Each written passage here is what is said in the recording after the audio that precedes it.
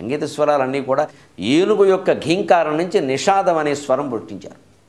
గుర్రపు సకిలింపు నుంచి దైవతం అనే స్వరం, అదే సరిగమ పదనిలో ద మనం ఇటు నుంచి చెబుతున్నాం, పోరి అటు నుంచి చెబుతాం. స అంటే షడ్జమం కదా, నెమలి కేక నుంచి నెమలి అరుపు నుంచి షడ్జం అనే స్వరం. అందులో మళ్ళీ చ్యుతం, అచ్యుతం, శుద్ధం, వికృతం అని 2 రకాలు ఉన్నాయి. షడ్జం అని స్వరం పుట్టించారు. అలాగే వృషభం, ఎద్దు రంకె నుంచి వృషభం అనే స్వరం పుట్టించారు. మేక అరుపు అజావ్యకంతు గాంధారం, మేక మొదలైనటువంటి జంతువుల అరుపుల నుంచి గాంధారం అని పుట్టించారు. అలాగే మకారం, మరి క్రౌంచ కోణత మధ్య క్రౌంచపక్షి అరుపు నుంచి మధ్యమ స్వరాన్ని పుట్టించారు. కోకిల కోత నుంచి పంచమస్వరాన్ని పుట్టించారు, పంచమస్వరం అంటారు. అలాగే సరిగమ ప ద దైవతం, గుర్రపు సకిలింపు నుంచి దైవత స్వరాన్ని పుట్టించారు. ఏనుగు ఘీంకారం నుంచి నిషాదాన్ని పుట్టించారు. నిజానికి అంతే. అయితే ఏం చేశారు, ఏనుగు ఘీంకారాన్ని గుర్రపు సకిలింపును నేరుగా తీసుకొచ్చి సంగీతంలో పెట్టాల, మాడిఫయింగ్ అంటారు దాన్ని అదే సంస్కరించారు. ఆ అరుపులో మనకేదో భయంకరంగానో వికృతంగానో కనపడినా ఒక అద్భుత స్వరం ఉంటుంది.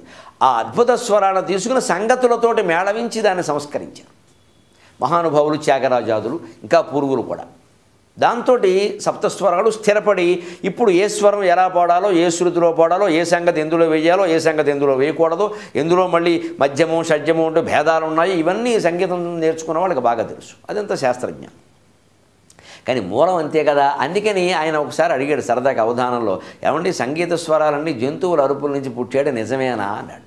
అంటే నేను సరదాగా అన్నాను, అవునయ్యా ఏమిటో నాకు నమ్మబుద్ధి అయ్యేది కాదు, మొన్న ఒక ఆయన కచేరీ చేస్తుంటే విన్నాను, నిజమే అనిపించింది అన్నారు. అంటే ఆయన గారి పాట అలా ఉంది, ఏం చేద్దాం.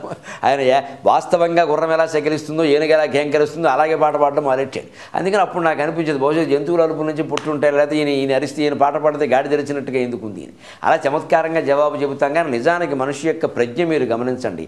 ఒక అడవిలో ఉండే జంతువు అరుపు నుంచి ఇంత మధురమైన స్వరాలు పుట్టించారు. ఎవరో తెలిసినా, ఏదో మహాపండితులో ఎవరో అనుకోకండి, గిరిజనులండి.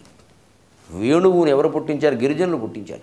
వెదుళ్ళు అనుకోకుండా పగిలి చిల్లులు ఏర్పడి దాంట్లో గాలి వెళ్ళి వస్తుంటే మధురమైన నాదం వినపడుతుంటే దాని నుంచి వెదురు గొట్టాన్ని తీసి వేణువు తయారు చేశారు. అలా ఉంటుంది ఎప్పుడు కూడా. అంత మధురమైనటువంటి సంగీత స్వరాలకు మూలం జంతుస్వరం అయినట్టే మన జీవితం కూడా మధురంగా మారడానికి భయంకరమైన పరిస్థితులు కొన్ని కారణం అవుతాయి.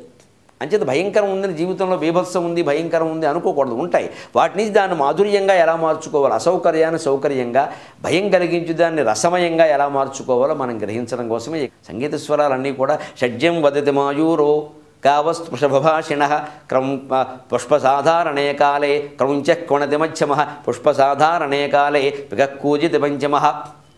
అందుకని అలాగ అజావ్యకంతు గాంధారం క్రౌంచ కొణతి మధ్యమ పుష్పసాధారణే కాలే విగక్కూజితి పంచమ దైవతం హేషతే వాజీ నిషాదం బ్రహ్మతే గజ.